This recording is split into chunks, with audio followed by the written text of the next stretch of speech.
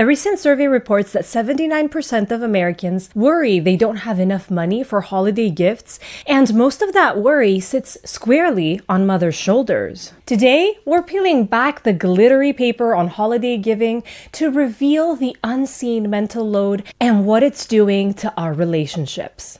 The holiday season can feel magical, but behind the scenes, there's often a tired parent, usually a mom, carrying dozens of lists, budgets, and hopes in her head. Research shows that women shoulder about 71% of the household mental load. And during the holidays, this invisible labor explodes. We'll explore why gift-giving creates stress and inequity, share real stories, reveal surprising statistics, and offer practical ways to ease this burden. You'll walk away with tools to reclaim joy, redistribute tasks, and strengthen your partnership. Hi there! If this is your first time here, welcome to the Parenthood and Relationship Podcast. I'm your host, Markela Kaplani, a psychologist, a parenthood and relationship coach, and a parent myself.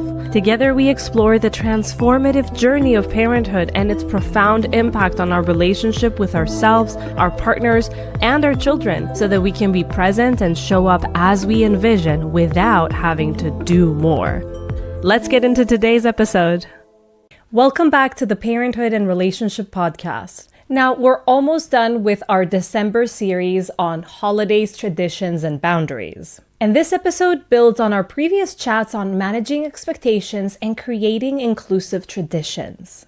Today, we're focusing on gift giving, how this beloved practice becomes an invisible burden, and what you can do to make it more equitable and meaningful.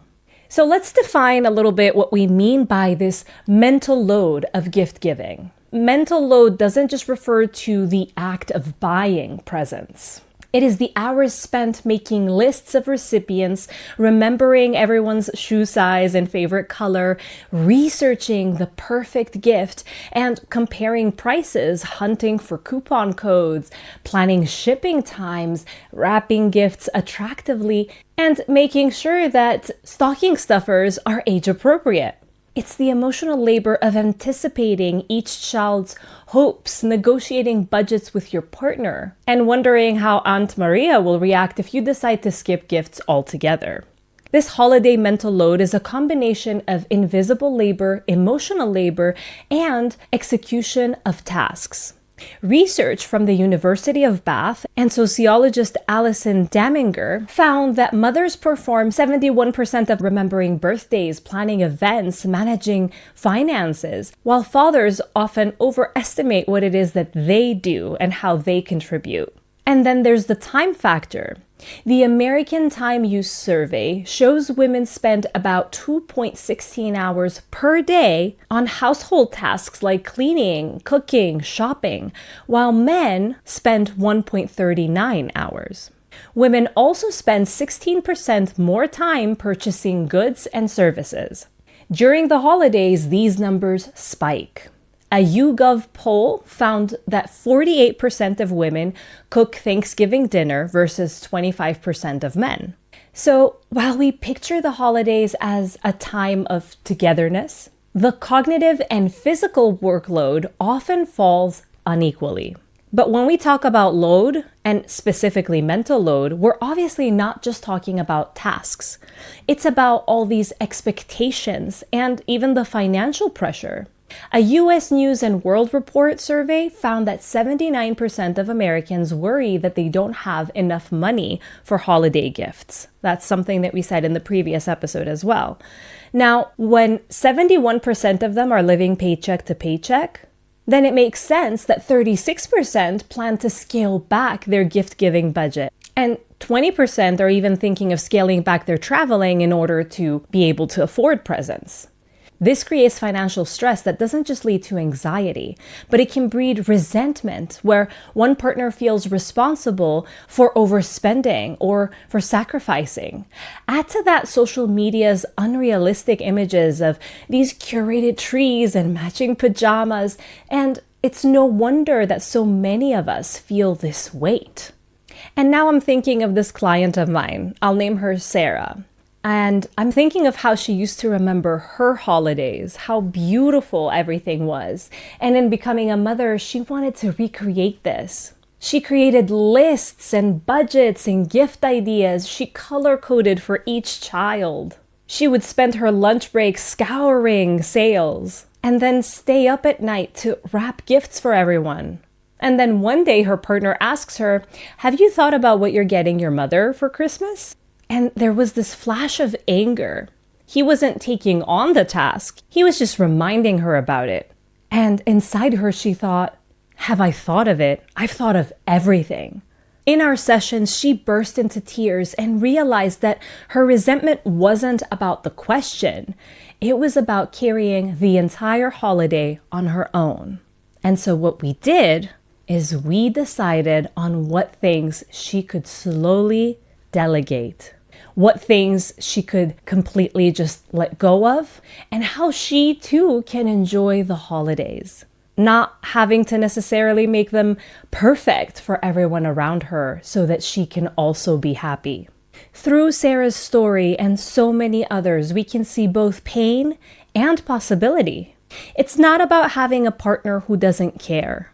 It's about making the invisible visible and communicating about it. So why does the mental load often default to mothers? Societal scripts play a huge role in this. We grow up watching commercials and movies where it's the mom who orchestrates everything, this Christmas magic. She's the one that's baking the cookies, remembering everyone's preferences, and ensuring that everyone is satisfied. Social scientist Jody Day calls this the role of the kin keeper, the person who maintains family connections and traditions. For many families, the kin keeper is female. But this script isn't preordained. It's cultural. Even if you and your partner are both working outside the home, the expectation often remains on the mother, that the mother will manage the emotional labor of the holidays. There are also internal factors that play a role in this. For example, perfectionism and identity. Our culture tells women that a good mother ensures this holiday magic, and we internalize this idea that if we don't deliver, we are failing our family. Social media, obviously, like we have said in so many aspects, amplifies this. We just need to make it all immaculate. The result? Anxiety and exhaustion. On the economic side, the rising cost of living means parents are stretching their budgets. Many families are barely covering necessities, and so the expectation to keep up with gift giving is heavy, though it still remains. 8 in 10 Americans are worried about whether they can afford gifts. This worry is especially acute for those living paycheck to paycheck. And while many fathers want to help, they may not be able to see the invisible mental work, or they may believe that they've contributed more than they actually have. Understanding these causes helps us release self-blame. It's not that you're bad at delegating. It's that you've been socialized to shoulder this burden. And your partner isn't necessarily lazy. He may genuinely not know what goes into making holidays work. Recognizing these dynamics empowers you to change them. Now let's talk about actionable ways to reduce the mental load and share the gift-giving work. For one, you can start by doing a holiday inventory together. Sit down with your partner and list holiday-related tasks. That includes what we said before, the gift giving, the shopping, the budgeting, the wrapping, the stocking stuffers, the cards, the travel logistics if you're going to travel, the meal planning. Use a shared document or a whiteboard. Then decide who will take full ownership of each item. It's not about helping, but it's about owning the task from beginning to end. This includes the mental labor of remembering and reminding. This is the core idea of the Fair Play method that we have been discussing all of this month, and you will hear about more from an expert next week. So make sure you're subscribed so you don't miss it. Secondly, you can set a budget and prioritize experiences. Money stress fuels the mental load. So instead, you can create a realistic budget that accounts for gifts, events, and travel. Discuss whether you want to shift from a pile of toys to a meaningful gift instead, or a family experience like ice skating or a holiday hike.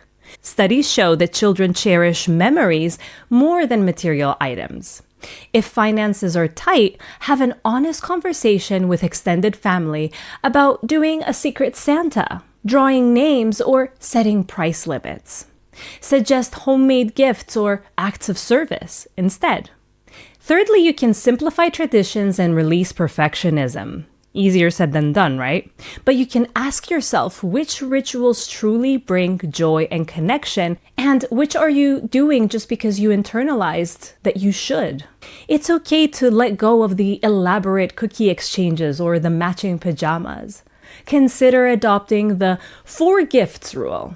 Something you want, something you need, something to wear, something to read. This can reduce the shopping load. Or you can choose one signature treat instead of 3 different desserts. Remember that your presence and mood matter more to your children and your guests potentially than how many gifts are under the tree. Then you can also delegate and empower. Give family members a role. Maybe your partner is in charge of teacher gifts and shipping deadlines, while you handle the grandparents' presents. Older children can help by wrapping gifts or writing cards. Outsource what you can. Use gift wrapping services. Order groceries online, or have gifts shipped directly to recipients. If you're able, allocate part of your budget to a house cleaning session or a prepared meal to free up your mental energy. Another thing you can do is to communicate boundaries with extended family. If you've got relatives that expect lavish presents or complicated gatherings, talk to them ahead of time. Explain your plans and your limits. You can say, for example, we're focusing on experiences and we'll give 1 gift per person. Or we're going to be hosting brunch, but we'll skip the dinner this year. Boundaries do not have to be cold. You can express care while being clear about what you can and cannot do. Rehearse these conversations together so that you're united, and say them ahead of time so that you don't carry the guilt of having switched up the plans too late. Not that that's not okay if it happens, but just so that you can unburden yourself if boundary setting is already difficult for you. Another thing that will be very helpful is to plan ahead, even for those minute things, those tiny things that seem to not need planning at all. Mark shopping and wrapping days on the calendar and stick to them. Avoid last-minute panic by setting shipping deadlines and reminders. Also, schedule downtime. An evening with no holiday talk, a family movie night, or a quiet morning recharge. Stress is cumulative. Decompressing together reduces tension and fosters intimacy. Finally, but most importantly, practice self-compassion and presence. When you catch yourself spiraling into "this is not enough" thinking, please just pause. Remember the research. The invisible mental load exists. You're not making it up. You're not being lazy. Validate your feelings and make room for rest. Enjoy the small moments. Hot cocoa with your partner. Watching the children open gifts carefully chosen. Presence is more memorable than perfection. So, at this point, you may be wondering, why even go through this exercise? Even planning everything seems to be a lot. Well, the answer is simple. Because the mental load isn't just about time. It's about well-being and connection. When only one partner shoulders most of the cognitive and emotional labor, resentment will build. Stress about finances and tasks can lead to snapping at your partner or rushing through activities that you've planned without feeling any joy. By acknowledging the imbalance and intentionally sharing the work, you foster trust and intimacy. Children notice and learn from you as parents and partners on how to collaborate. They grow up with a healthier model of what partnership is. Easing the mental load allows both partners to be present and enjoy this season. It also prevents burnout and sets a precedent for everyday tasks beyond the holidays. A person I'm seeing wrote to me yesterday, actually, and told me that they tried the inventory list and it made such a difference on their upcoming Christmas. A lot of the arguments that they were having the years before didn't occur on the lead up to Christmas. They were able to notice a visible shift, and Christmas hasn't arrived yet. Instead of quietly stewing while wrapping gifts, they wrapped them together. They laughed, they kissed, and this will stick. This is what will stay when the holidays end. Putting this all together, and if you're going to walk away with only a few takeaways, I would love for you to remember that the holiday mental load is real, and it is a gendered issue. But we have the power to change it. Conduct a holiday inventory, set budgets, simplify traditions, delegate tasks, communicate your boundaries, plan downtime, and practice self-compassion. Sharing the mental load isn't just about the practical stuff. It's an act of love towards yourself and towards others that strengthens your relationship with yourself and therefore with others as well. If you would like more support in this work, you can go to markelakaplani.com/resources where you will find the mental load and equitable division worksheet. It can really help guide your discussions.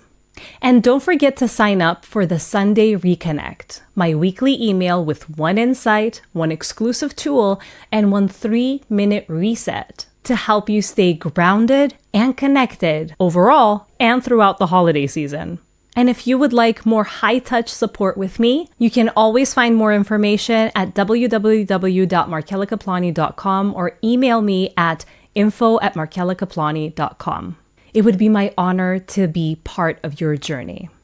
As always, thank you for listening. Thank you for being part of this community. And thank you for doing the hard work to create equitable, loving families.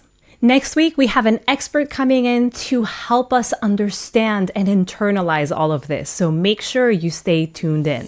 Until then, take care, share the load, and enjoy the moments that matter. I'll see you next Sunday. Bye-bye.